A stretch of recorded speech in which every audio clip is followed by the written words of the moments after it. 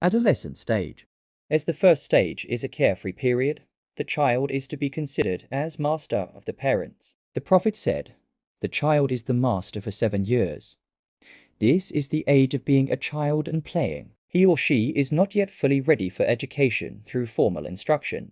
Although the child is not ready for formal instructions, our imams have emphasized that religious issues very basic and simple should be introduced to them gradually. Graduality is the most important point to remember at this stage of life. The following hadith narrated by Abdullah ibn Fazl from the 5th or 6th Imam is very significant to understand what is meant by gradually.